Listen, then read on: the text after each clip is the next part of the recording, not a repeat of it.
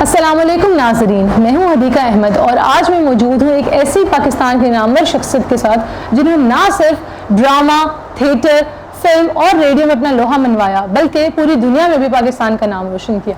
सो मैं वेलकम करना चाहूँगी नवाज़ अंजुम साहब को। अस्सलामुअलैकुम सर। जी वालेकुम अस्सलाम अदीका अहमद जी, मुझे बड़ी खुशी हुई कि आपने अपने चैनल के थ्रू I-72 में मुझे बुलाया। और स्पेशल मैं जितने भी I-72 के लिसनर हैं उनसे मैं एक रिक्वेस्ट करना चाहूँगा कि प्लीज़ इसे ज़्यादा से ज़्यादा लाइक कीजिए, ज़्यादा से ज़्यादा इसको सब्सक्राइब कीजिए, जो चीज़ आप देखना चाहते हैं, क्योंकि चैनल तो इस वक्त बेशुमार है, सोशल मीडिया का दौर है, तो जो चीज़ आप देखना चाहते हैं अच्छे से अच्छे फ़नकारों को, अच्छे से अच्छा कोई ड्रामा, कोई डॉक्यूमेंट्री, तो वो आपको I-72 पे ही देखने को मिलेगी।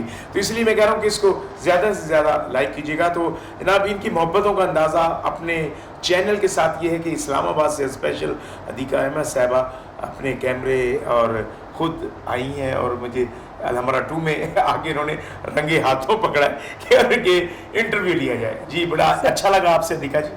जी क्या पूछना चाहेंगे आप? सर मेरा पहला सवाल ये होगा कि बचपन आपका कैसा रहा, क्योंकि आप बेसिकली तो मुल्तान से बिलोंग करते हैं। जी असल में मैं बचपन के बारे में थोड़ा सा मैं नाज़रीन को बहुत छोटा सा मैं एक बचपन तो होता ही छोटा सा अदीका जी असल में बचपन में मैं 55 का हो गया था। मैं आपको एक बड़ी दिल की बात बता रहा हूँ, क्योंकि बचपन में मेरी अम्मी अब्बू की डेथ हो गई थी, तो मैं उस वक्त 10 साल का था, तो इस वक्त मैं 60 साल का हूँ। तो जो कि आप बिल्कुल लगते नहीं है ये भी दुआओं का एक नतीजा है। तो मैं असल में बस बचपन में मुझे शौक था तस्वीरें बनाने का, पेंटिंग का। मैं सेंटमाओं के बोर्ड वगैरह लिखता था, बुक्स बनाता था, किताबें, जैसे हमारे आर्ट्स काउंसिल के बड़े हेड हैं जुल्फ़िकार साहब, वो भी पेंटर ही थे। तो हमारा जो खित्ता है ना सराइकी जनूबी पंजाब का, तो जनाब यहाँ खत्ताती और पेंटिंग बड़ी। एक दफ़ा मैं आपको मज़ेदार किस्सा सुनाता हूँ। मैं एक जगह मैं दीवार लिखने गया, तो मेरे बुर्श ना गुम हो गए वो गाड़ी के अंदर। तो मैंने ना यहाँ उंगलियों पे फोम बांध के ना उस बंदे की दीवार लिख कर आया। तो मुझे वो ये भी एक ना एक बड़ा मेरे लिए वो क्रेडिट है, ये मैं आज बताना अपना फ़ख्र समझता हूँ। तो मैं 6 जमातें सिर्फ पढ़ा हुआ हूँ, तो आप यकीन कीजिएगा, तो मैं बायोलॉजी की बुक्स बनाता होता था, एक रात में 2 बुक्स, वो पूरे साल में एक बनती है। मुझे 10वीं 11वीं 12वीं जी, तो मुझे आज भी वो टेगल system, venous system, Euglena, Paramecium, क्लाइमेट बनास, अमीबा, डाइजेस्टिव सिस्टम, मैं आज भी अगर मैट्रिक के पेपर दूँ तो मैं फर्स्ट डिवीजन पास कर सकता हूँ, यकीन कीजिएगा।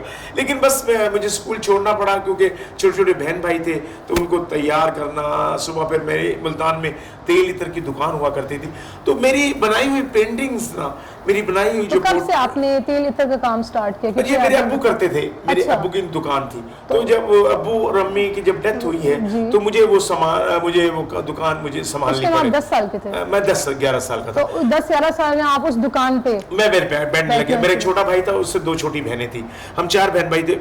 ऐसे आस्ता आस्ता 4-1 साल मेरे मैं इस तरह वो दुकान संभालता रहा। फिर मुझे पेंटिंग का जब शौक था, तो मेरी बनाई हुई पोर्ट्रेट है ना, मेरी दुकान पर मैं लगा लेता था। मैंने आज ये फोटो बनाई है ये। तो मेरी दुकान के बाहर ना एक रेडी खड़ी होती थी चावलों वाली, तो वहाँ ना सैयद मोहसिन गिलानी साहब, वो मेरे उस्ताद जी, राइटर भी, डायरेक्टर भी, वो वहाँ चावल खाने आते थे। वो जब चावल खाते हुए ना वो मेरी बनाई हुई तस्वीरें देखते थे। फिर उन्होंने रेडी वाले से पूछा कि अंदर बच्चे कौन बैठे हैं, तो उन्होंने बताया कि यार इनके अम्मी अब्बू फौत हो गए, तो ये सारा केयर यही करता है। तो फिर मोहसिन गिलानी साहब है ना मुझे इस फील्ड में लेकर आए। उन्होंने कहा कि ये इसका कहीं है ना ये ब्रेन हेमरेज ना हो जाए, ये पागल ना हो जाए, ये अभी से इतना सोचता है, इतना ये करता है। फिर मुझे उन्होंने पहली दफ़ा मैंने ड्रामा तो 78 में शुरू कर लिया था, 78 में, लेकिन वो मुझे 1982 में मुझे वो अपने ड्रामे में लेकर आए। तो मुल्तान में काम, मैं मुल्तान में काम करता था। जो 1982 में जब वो लेकर आए, तो उन्होंने अपने ड्रामे में मुझे काम दिया। वो कहते हैं कि इन्नमल अमालु बिन्नियात, आपकी नीयत अच्छी हो तो रब्बे करीम आपको दोस्त भी अच्छे मिलाता है। तो मुझे वो गिलानी साहब मैं समझता हूँ वो मेरे उस्ताद भी है। पॉइंट था मेरे ख्याल में, वो मेरे ऐसा टर्निंग पॉइंट था कि उन्होंने मुझे वो सीधी राह भी दिखाई। जो उनकी वाइफ थी, वो उनको मैं बहन कहता हूँ, वो मेरी माँ भी हैं, वो मैं उनको वालिद साहब भी कहता हूँ शाहजी को। तो उन्होंने मेरी बहनों की परवरिश भी की, और हमारी दोस्ती आज तक कायम दायम है अल्हम्दुलिल्लाह। हमारे घर भी साथ साथ हैं, हम लाहौर भी इकट्ठे आए। मुझे पर 1990 में सईद खान साहब, रंगीला साहब लाहौर लेकर आए। अच्छा। गिलानी साहब पहले आ गए थे, मैं उनके रंगीला साहब के साथ साथ मैं ओमान में शो करने के लिए गया। जब उन्होंने मेरा काम देखा तो उन्होंने कहा कि एज पेंटर या as a artist, as a actor, मैं वो लाहौर से कास्ट हुए, मैं मुल्तान से कास्ट हुआ ड्रामे में। अच्छा। तो ना उन्होंने मुझे जब वो काम मेरा देखा तो उन्होंने कहा नहीं तुम लाहौर में तो वो आपका जो रोल था वो सीरियस था या उसमें कॉमेडी मज़ाहिया ड्रामा था। मज़ाहिया। और पहले ड्रामे में ना मैं जब बाहर गया ओमान में, मैंने क्योंकि शादी की हुई थी वहाँ दुबई में, मेरी फूफो की बेटी है वहाँ, पैदा भी वहाँ हुई, तो मैंने अरबी में रोल किया वहाँ ना। तो पहली ड्रामे में ना मेरी वहाँ ओमान में ना जैजा होगी यार ये नया लड़का आया है और इसने ये कैसे एक दिन में कर लिया। तो मैं जब अंदर जाता था ना वाहिद तरीन तला तार में हम ससी तो सहाय तमानी आशरा ऐसी तदाद पैदा का मौजूद है मैं को कल्ली वली वैफी मुश्किल है वल्लाह यार फी का ये हबीबी वो सारी कहीं यार ये क्या मसला। तो वो ना वो इतनी क्लैपिंग इतनी दाद वो, तो सईद खान साहब को बहुत अच्छा लगा। तो वो मुझे फिर लाहौर लेकर आए। फिर लाहौर आया, लाहौर मैं दुनिया के मैंने हर खित्ते में काम किया है अधिका, इंग्लैंड, अमेरिका, यूरोप, यानी कि कोई ऐसी कोई नगरी नहीं जहाँ नहीं गया रब। इवन अल्लाह ताला ने अकबरी हज भी करवाया। लेकिन लाहौर एक ऐसी जगह है जिसको लाहौर ने दाद दे दी है ना, दुनिया के हर खित्ते में आपको दाद मिलेगी, आपको हर खित्ते में आपको क्लैप होगी, क्योंकि लाहौर ने आपको दाद दी है। और लाहौर में हर जगह आप जाए ना कोई ऐसा, आप ये देखिए लाहौर वो शहर है जिसने हर शहर का आदमी अपने सीने में अपने अंदर समो लिया। आप देखिए यहाँ के आप एक्टर्स देखें, हीरोज जो फिल्मों के थे सब कराची से आए, जितनी हीरोइंस थी सब मुल्तान से आई, और कॉमेडियंस गुजरावाला से आए, फैसलाबाद से आए। तो इस तरह लाहौर के कम ही फनकार हैं लेकिन सारे बाहर के फनकार हैं, और लाहौर में आके उन्होंने जगह बनाई। और लाहौर जनाब एक जिंदा दिलाने शहर है वाकई, जिन्हें लाहौर नहीं देखा जमिया नहीं। और फिर जनाब अल्लाह ताला ने यहाँ वो इज्जतों से नवाजा कि आज आप इंटरव्यू ले रही हैं। वरना तो आज आपको पता है कि आजकल टेंशन का इतना दौर है। अभी मैं रास्ते में आ रहा था ना, एक फ़कीर मुझे कहने का अल्लाह के नाम पे 10 रुपए दे दो। मैंने कहा यार कल ले ली। उन्होंने कहा जी तो भी 10 मंगने कल ले ली, असी तो लखा रुपया फसाई बैठे हैं। और एक वो लड़का यंग सा वो मांग रहा था। मैंने कहा यार तू ये यंग सा मेरे को काम का तू मांग रहा है, कहना हूँ तेरे 10 की खातिर दफ्तर खोल लूँगा। हर आदमी अब जो की हो गया, हर आदमी अब मजाक के दौर में आज आगे, क्योंकि सोशल मीडिया इतना वसी हो गया है, अब हर आदमी टिकटॉक पर। आपको मैंने देखा इस प्लेटफॉर्म के ऊपर वो असल में आपने अकाउंट खुद बनाया है या आपके पता नहीं किसने बना लिया, मुझे तो खुद भी नहीं पता कि मेरा अकाउंट कहाँ बने हुए हैं, मुझे तो अपने बैंक अकाउंट का भी नहीं पता। तो वो तो आपको ओरिजिनल होगा, डिवाइड भी पॉसिबल आपकी टीम हैंडल कर रही होगी। जी है, देखा जी, बस ऐसे ही है। लेकिन है ना मुझे मज़ा बड़ा आया है कि अपने जो बड़े लोग जो हैं, मैंने लहरी साहब के साथ भी काम किया, मैंने मनवर सईद साहब के साथ भी, मोइन अख्तर साहब के साथ भी, उमर शरीफ साहब के साथ भी, ख़याम सरदी साहब, अमानुल्लाह साहब, देन सुहेल अहमद साहब, बब्बू बराल साहब, अमानुल्लाह साहब, इन लोगों ने ना उंगली पकड़ के चलाया वो कि इन्होंने ना इरफान खोसट साहब मेरे मौसन लाहौर में जब आया तो इरफान खोसट साहब की एडवर्टाइजिंग कंपनी थी सरमत प्रोडक्शन, उनका बेटा भी सरमत माशाल्लाह बहुत बड़ा राइटर डायरेक्टर, एक बड़ा नाम। तो मैं उनकी प्रोडक्शन में मैं काम करता था। तो इरफान खोसट साहब ने मुझे यूमेटिक का काम सिखाया कि बेटा फिल्मों के तारफी प्रोग्राम आपने इस तरह बनाने हैं, इस तरह वो भी काम सीखा। साथ साथ फिर ये भी करता रहा। फिर ईरानी फिल्मों की डबिंग भी मैंने की बहुत सारी, जी हाँ वो भी किया। लेकिन फिल्मों में सबसे मुझे मज़ा आया रेडियो का एक अपना टेस्ट है, क्योंकि आपने अपने बोलने से बताना कि इस टाइम मैं कहाँ हूँ, क्योंकि आप बैठे हैं तो आपने रेडियो में बताना कि आप कुर्सी पे देख तो सकता नहीं है, आपके आवाज आपने इससे महसूस करके बताना कि मैं रेडियो पे बैठ गया, ये कुर्सी पे बैठा हूँ, या मैं ना ये मेरी लड़ाई हो रही है, तो आपने ना आवाज के उतार चढ़ाव से बताना है। जी बिल्कुल। तो मैं ना बच्चों को कहानियां सुनाता था मुल्तान में रेडियो पर। अच्छा, तो मुझे ये पता चला कि आपकी तो मादरी जो असल ज़बान है वो तो राजस्थानी है, लेकिन वैसे वो किस ज़बान में आप सुनाते थे? असल में अधिका जी फनकार को मैं समझता हूँ कि पानी होना चाहिए, उसमें जो रंग डालो वो वैसा हो जाए। तो मैंने सब ज़ुबानों में बूर अल्हम्दुलिल्लाह रब्बे करीम ने, क्योंकि फ़नकार पैदैशी था मैं, क्योंकि मैं अगर वो भी फ़नून लतीफ़ा में तस्वीर बनाना आ जाता है और लिखाई भी फ़नून लतीफ़ा में, और एक्टिंग मुझे पता है इस तस्वीर में मैं ये रंग भरूंगा ये ऑडियंस को बहुत अच्छी लगेगी, और मुझे पता है कि ये किरदार में मैं ये रंग भरूंगा तो ये बहुत अच्छा लगेगा। तो वो मैं जब रेडियो पे था तो मैं ना बुजुर्ग बन के ना बच्चों को कहानियाँ सुनाता था।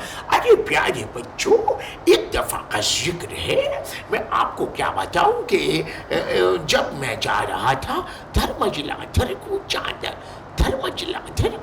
मतलब आप जैसे सुना रहे थे मैं कहती हूँ शायद टीवी की भी जरूरत नहीं है। मुझे ये भी मुझे बड़ा क्रेडिट है कि मुल्तान में जब मैं था तो मुल्तान में एक ड्रामा हुआ हुक्म की बेगम, उसमें सबिया खानम साहबा हमारे पाकिस्तान का लेजेंड वो आई, तो वो उन्होंने मेरी बेगम का रोल किया, ख़याम सरहदी साहब और मनवर सईद साहब उन्होंने मेरे बेटों का रोल किया। मैंने उस दौर में ओल्ड रोल किया, यंगस्टर उम्र में। तो मैं समझता हूँ कि फ़नकार को हर फन मौला होना चाहिए। तो नो डाउट कि मेरी राजस्थानी बोली है, तो लेकिन गिरदो नवाब मेरा मुल्तान में मेरा जो है वो सारा सराइकी है। अच्छा। लेकिन मेरी बोली जो अपनी है हमारे जो लैंग्वेज में मेहंदी हसन साहब भी थे, मोहम्मद अली साहब भी थे, वो हमारे फिल्म के बहुत बड़ा एक नाम पाकिस्तान का, मसूद राना साहब भी थे। तो मेरी वो लैंग्वेज थी, तो मैंने इस अपनी मादरी ज़ुबान का जो है राजस्थान का नवाज अंजुम टीवी बनाया है। अच्छा। अपना चैनल राजस्थानी सराइकी मैंने बहुत ज़्यादा काम किया। तो सराइकी के आपको गाने आते हैं, आपकी आवाज़ बहुत वैसे अच्छी है। सराइकी तो मुल्तान के साथ एक जगह है शुजाबाद, वहाँ के एक शायर हुए हैं शाकिर शुजाबादी, उनका एक मैं उनको ज़रूर एक शेर सुनाऊंगा आपको। उनको तरस मैंने अपने हिसाब से बनाई हुई थी।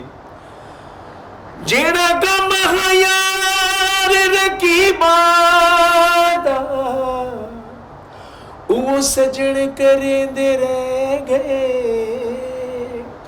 जिगू अपना समझ के हाल दितम मेरी गाल करे दे रह गए, लातीली मेरी झोपड़ी को हाथ पैर सके दे रह गए, बस शाकिर बदले पानी दे पेट्रोल सटे दे रह गए।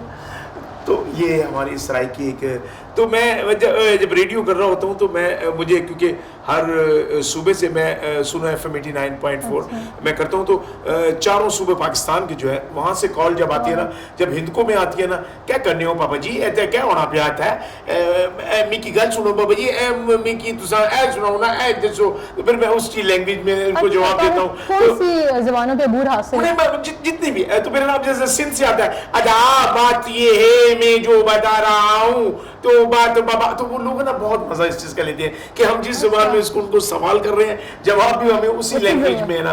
अब जैसे हमारे ना पख्तून भाई हैं, क्योंकि है तो सर सब चारों सूबे यकजा हो तो पाकिस्तान बनता है, जब वो हो तो देखो मेरा बात सुनो भाई मैं जो बताना चाहते हैं बट ये वो दे 25 रुपये, वो तो वो चीज़ है ना, लोग इस चीज़ को बड़ा पसंद करते हैं। स्टेज पर भी अल्हम्दुलिल्लाह मेरी कोशिश होती है कि हर ड्रामे में कोई मुख्तलिफ वैरायटी, मुख्तलिफ ज़ुबान, मुख्तलिफ लैंग्वेज यूज़ की जाए, जो क्योंकि लोग तरह तरह के आए होते हैं तो उनको नई से नई वैरायटी मिले। और मैं बड़ा खुश नसीब हूँ अधिका जी कि मैंने जब थिएटर किया तो थिएटर में जितने भी जो ड्रामे लॉन्ग रन चले हैं वो मेरे क्रेडिट में आए। जैसे जन्म जन्म की मैली चादर 4 साल चला, मैंने 18 साल सुहेल अहमद साहब के साथ काम किया, उनका हर ड्रामा ही 3 साल चला। अब तो क्या ड्रामा एक हफ्ते की में ख़त्म हो जाता है या ज़्यादा से ज़्यादा 10 दिन या 16 दिन, पहले वो ड्रामे लॉन्ग रन चले। PTV पे मैंने काम किया तो मैं बड़ा खुश नसीब हूँ कि home sweet home, family front, अफसर बेकार ख़ास, नवाब घर, बाबल सीरियल, इम्तहान सीरियल, ये लॉन्ग रन चले हैं, 200 400 एपिसोड इनके चले हैं, तो वो भी मेरे हिस्से में आया वो क्रेडिट। सो आपकी जो है मैं अपने नाज़रीन को ज़रूर ये इन्फॉर्म करना चाहूँगी कि आने वाले दिनों में हम आपको कहाँ कहाँ पे देख सकेंगे, जैसे कि मुझे पता तो चला है कि आपकी एक फिल्म आ रही है जिसका नाम शॉर्टकट है जी। सो उसके बारे में भी बताएं, और इसके अलावा आपके क्या क्या प्रोजेक्ट्स हैं जिनमें हम आपको देख सकेंगे? जी इंशाल्लाह, ये जो अबू अलिया डायरेक्टर है और ये बहुत अच्छी फिल्म उन्होंने चूज़ की है, वो कराची के प्रोड्यूसर है, तो फिल्म उन्होंने पंजाबी बनाई है शॉर्टकट, इसी अक्टूबर के वाइंड अप में वो रिलीज़ हो रही है। तो उसमें नसीम विक्की है, मैं हूँ। आपका किरदार क्या है उस फिल्म जी उसमें मैं भी हूँ, मेरा बेटा भी है। मैं अच्छा। गौहर रशीद का बाप बना हूँ उसमें, अच्छा। ओल्ड रोल किया है मैंने। तो वो फिल्म में आपको बहुत मज़ा आएगा। और इसके अलावा फिर कैसर पिया भी है उस फिल्म में, गोशी खान है उस फिल्म में, और फिल्म स्टार सना है, जुगन है। अच्छा, जुगन कासिम। तो इसमें ना हमारा सारा जो है वो लाहौर से उन्होंने कास्ट ली सिर्फ, और उसमें लेकर उन्होंने स्क्रिप्ट के तहत फिल्म बनाई है, और इंशाल्लाह लोग बहुत पसंद करेंगे उस फिल्म को। सो एक तो आपकी ये वाली फिल्म आ रही है, उसके अलावा भी आप किसी और प्रोजेक्ट पे भी काम कर रहे हैं? जी हाँ, 3-4 फिल्में इस समय हैं जो बिल्कुल अभी रेडी शुरू हो चुकी हैं। अच्छा। एक मुकम्मल जो और पड़ी है वो है हुए हैं अजनबी, वो कामरान शाहिद साहब ने बनाई है फिल्म, तो वो भी अभी रिलीज होने वाली है। उसमें मैं सुहेल अहमद साहब के साथ हूँ, तो जैसे हस्बी आलमी साथ हूँ ऐसे ही उसी तरह उस फिल्म आपकी जोड़ी जैसे हस्बी आलमी पसंद की जाती है, तो मुझे उम्मीद है कि आपको फिल्म पसंद की जाएगी। देखने वालों का प्यार है। अभी 3 फिल्में और अभी वो भी बन रही हैं, प्रोसीजर में है वो भी इंशाल्लाह। इससे पहले मैं सैयद नूर साहब की वो जो लास्ट फिल्म थी झूमर, वो मैंने वो की थी। ऐसे सराइकी फिल्में मैंने 15 की हैं एज ए हीरो, क्योंकि देन सराइकी बेल्ट के हवाले से वो उन्हीं सराइकी जनूबी पंजाब में ही चली वो फिल्में उस सेट पे। बाकी पंजाबी बहुत सारी की, उर्दू काफ़ी फिल्में की, संगीता आपा की मैंने बहुत सारी फिल्में की हैं कि अल्हम्दुलिल्लाह। लेकिन ये है कि ये समुंदर है काम, ये इसमें जितनी आप डूबते जाओगे, जितनी गहराई में जाते जाओगे, आपको लगेगा मैंने तो अभी कुछ नहीं किया, मैंने तो अभी कुछ नहीं किया, मैंने अभी कुछ नहीं। अभी जैसे मैं थिएटर कर रहा हूँ, सब काम मैंने अधिका जी आसान लगे हैं। आपकी तबीयत ठीक नहीं है, आप टीवी पे आज कहेंगे मैं छुट्टी, आज मैंने काम नहीं करना, आप कल शूट कर लीजिएगा। आप कहेंगे कि फिल्म का काम है, यार घंटे बाद कर लेंगे, अभी मेरी तबीयत ठीक नहीं है। रेडियो पे आप ना आज कह देंगे आज ज़रा उनकी तबीयत ठीक नहीं थी, आज वो शो नहीं कर रहे, आपका वो रिपीट शो चला देंगे। लेकिन थिएटर एक ऐसा है, आप ना चाहते हुए आपकी तबीयत ठीक है या नहीं है, ना चाहते हुए भी आपको एनर्जी के साथ काम करना है, उसी तरह आपको प्रॉपर क्यू देना है। उसी तरह साथ वाले आर्टिस्ट को अगर आप लूज क्यू देंगे ना, तो उसकी एनर्जी लेवल लूज हो जाएगा। तो आपको बड़ा कॉन्फिडेंस के साथ, जोर के साथ, और बड़ा यहाँ बगैर माइक के भी काम करना पड़ता है आपको। अभी आप ये रिकॉर्डिंग के बाद यकीनन आप ड्रामा देखेंगी, तो आप जब देखेंगी तो आपको पता चलेगा कि यार ये लोग किस तरह बोलते हैं, ये किस तरह शाउट होते हैं, और किस तरह ना इतना ऊंचा ये किस तरह बोल लेते हैं। अब तो कॉर्ड, ये मैं आपसे बड़ा स्लो होके बात कर रहा हूँ, ये कॉर्ड्स वगैरह सब ना फिनिश हो चुके हैं स्लो बोल तो कितनी देर आप रिहर्सल करते हैं थिएटर के लिए? नहीं, अब रिहर्सल वगैरह तो नहीं होती, बस एक तो रिहर्सलें अब होती हैं। अच्छा। लेकिन जो ड्रामे लॉन्ग रन चले हैं उनकी 2-2 महीने रिहर्सल की है। अच्छा। उसमें पहले मूव होती थी कि उसमें ये होता था कि आपने यहाँ ये बोलना है जुमला, यहाँ फिर आके यहाँ ये A to Z मूव्स होती हैं स्टेज पर। अब किसी बच्चे को मूव वगैरह का पता नहीं, अब तो जाके बस ये आसाना गाना लगना, आसाना गाना लगना है। क्योंकि अब जैसे 50 आवर से 40 आवर से 50 पे गया, 50 से फिर 40 पे, 40 से अब 20 से अब 10 पे मैचेस हो गए हैं टर्न आवर्स पे। तो इसी तरह ना अब क्वांटिटी ये बढ़ गई है। अब पहले लोग 3 घंटे की फिल्म देखते थे, अब फिल्म 2.25 घंटे की है, 2 घंटे की, हम भी जितने की बनाने लग गए हैं। अब तो ना कि जितनी चीज़ हजम हो जाए। अब लोग ना यही है कि बस छोटी बात करें, थोड़ी बात करें, बस हंसाएं, गाना लगाएं, बस ठीक है, इतना ही। क्योंकि सोशल मीडिया का दौर है, हर आदमी इस टाइम इतना बिजी है, इतना मसरूफ है। क्योंकि बाहर शोर सुन के ना अधिका जी आदमी यहाँ तक जिच हो चुका है। क्योंकि आप घर आपकी आँख खुली है तो बिल्ली आपको इतना आ गया कि आप जिच हो गए। अभी उनसे फारिग हुए तो खर्चा इतना पड़ गया मुलाजमों का, अब ये फलाना हो गया, ये छोटे बच्चे ने साबुन खा लिया, फलाना हो गया, कोई ना कोई आपको टेंशन है, आप रिलीफ है ही नहीं घर में, यानी कोई ना कोई है प्रॉब्लम, यानी कि बरकत उड़ गई घर से। तो ये चीज़ है ना, अब इससे ऊंची बात करेंगे तो आप उस बंदे के ज़हन में एडजस्ट होंगी। बिल्कुल, वो जितना वो जिद चुका, अब वो नहीं है कि आप बोले देखें अब वो टाइम नहीं रहा। अब वरना बंदा अब, क्योंकि पहले आपको उठकर जाकर टेलीविजन का चैनल चेंज करना पड़ता था, और अब आपके हाथ में 400 चैनल आ गए हैं। अब आप बटन सिर्फ यूं करना, जो स्टे वाली चीज होगी तो आप उसको स्टे करेंगे, वरना आप आगे निकाल देंगे। मैं आपसे सवाल ये करना चाहूंगी कि जैसे कि आप आजकल के ड्रामे देख ही रहे हैं, बहुत ही एक सीरियस किस्म के ड्रामे बन रहे हैं, जबकि इतनी टेंशनें हैं। हमारी कौम को हंसने का तो मौका मिलता ही है शोज़ के ज़रिए जो आप करते हैं, मुख्तलिफ चैनल्स पे जो शोज़ चैनल। लेकिन क्या आपको नहीं लगता कि जो आर्टिस्ट थिएटर के हमें डिफरेंट शोज़ पे नज़र आते हैं, उनको उन ड्रामों में भी होना चाहिए? बड़ी खूबसूरत आपने बात की अधिका जी। बात ये है कि देखिए, आप इससे थोड़ा पिछली दिहाई में चले जाएं तो आपको अलिफ नून लगेगा, नन्ना साहब का और रिजवी साहब का वो जो प्रोग्राम था उनका अलिफ नून, वो कॉमेडी भी था और उसमें मज़ा भी था और मैसेज भी था। हर दफ़ा नई बात होती थी। अंधेरा उजाला, वो हर एपिसोड में एक मज़ा भी था और एक कहानी भी थी, एक मैसेज भी था। तो आपकी बात बिल्कुल सही है कि ये इतने संजीदा ड्रामे हो गए हैं कि वो औरतें रात को मोबाइलों पर भी बैठी थी, पता नहीं क्या होगा उसका, अरे अब क्या होगा उसका, अल्लाह करे वो बच जाए, अल्लाह करे उसको वो जहर दे ही दे उसको, वो पता नहीं घरों में उन्होंने वो अजीब सी कहानियां बना दी हैं कि वो ना घरों में टेंशनें घरों में शुरू हो गई हैं और रपड़ अब घरों में शुरू हो गए। वो जो खामदों पे पहले शक नहीं होता था, अब वो शक भी शुरू हो गए। वो ड्रामे वाकई सही है कि मज़ा होना चाहिए, लेकिन ड्रामे के थ्रू इसमें ना इतना स्टील ड्रामा नहीं होना चाहिए। बिल्कुल। क्या आपको लगता है जो ड्रामे चल रहे हैं हमारे पाकिस्तानी कल्चर को रिप्रेजेंट कर रहे हैं? असल में हमने मुकाबला ना उनके साथ शुरू कर दिया, जो हमारे हमसाया मुल्क में जो ड्रामे चलते थे ना, वो तो आप यकीन करना आज क्या पकाया है, नहीं ठन ठन ठन। तो नवाज अंजुम साहब, मैं आपसे पूछना चाहूंगी कि जो हमारे यंगस्टर्स इस कॉमेडी की फील्ड में आना चाहते हैं, तो आप उनको क्या मैसेज देंगे? देखिए जी, बात तो ये है कि ये कोई वेल्डिंग का काम तो है नहीं कि इसमें आपको कुछ सिखा दिया जाएगा। ये बड़ों हमारे लिए ना, यहाँ कोई एकेडमीज भी नहीं है ऐसी, जैसे हमसाया मुल्क में कोई किसी एकेडमी से पढ़कर आ रहा है, कोई किसी एकेडमी से पढ़कर आ रहा है। लेकिन हमारे यहाँ हमारे जो सीनियर्स आर्टिस्ट हैं, हमारे लिए स्कूल यूनिवर्सिटी का दर्जा वही रखते हैं। उन्हीं को देखकर हम लोगों को शौक़ पड़ा और उन्हीं को देखकर हम लोग आगे आए। और आगे अब ये है कि कुछ इदारे हैं, जैसे आर्ट्स काउंसिल में भी इन्होंने तरबियत, जैसे सिंगिंग का भी यहाँ चलता है, यहाँ लोग एक्टिंग की क्लासें भी लगती हैं। तो आपको थ्रू प्रॉपर चैनल है ना आना चाहिए। जैसे आपको मैं अक्सर लोगों को कहता हूँ, मेरे किसी को शौक है तो मुझे मिलो, मैं आपको काम करवा देता हूँ। अब जब होगा ही, शौक ही नहीं है, अब लोग चाहते हैं मैं दिन में रातों रात ही है ना मैं कुछ कर लूँ, ऐसे नहीं होता। एक लूडो की गेम में आप 0 से जब 99 पे जाते हैं तो वहीं डर लगता है, तो वापस 0 पे आ जाते हैं। आहिस्ता आहिस्ता आहिस्ता आहिस्ता चलेंगे तो 100 तक आप पहुँच ही जाएंगे। तो थोड़ा सा सब्र के साथ काम करें और अच्छे वक्त की तलाश में रहें, और मेरा रब वो वक्त ज़रूर लेके आता है जिसकी आपको तलाश होती है। बस सिर्फ रब खुद देख रहा होता है कि कौन कितने शौक से, कितनी मेहनत से और अल्लाह को याद करके कौन कितना के काम कर रहा है। ये जो अबड़ दबड़ है ना, बंदा उसी तरह ही अरूज पे जाता है, उसी तरह फिर वापस आ जाता है। तो बस उसी तरह अल्लाह से दुआ करें कि मालिक अगर रिश्ते देता है तो उसको कायम भी रखना।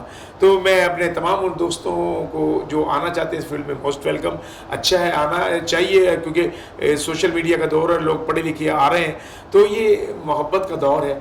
तो प्लीज़ अपने सीनियर्स का एहतराम करें, अपने बड़ों का एहतराम करें और प्यार मोहब्बत से बात करें, प्यार मोहब्बत के साथ ही आगे चलें। वो कहते हैं ना कि मोहब्बत ऐसा दरिया है कि बारिश रूठ भी जाए तो पानी कम नहीं होता।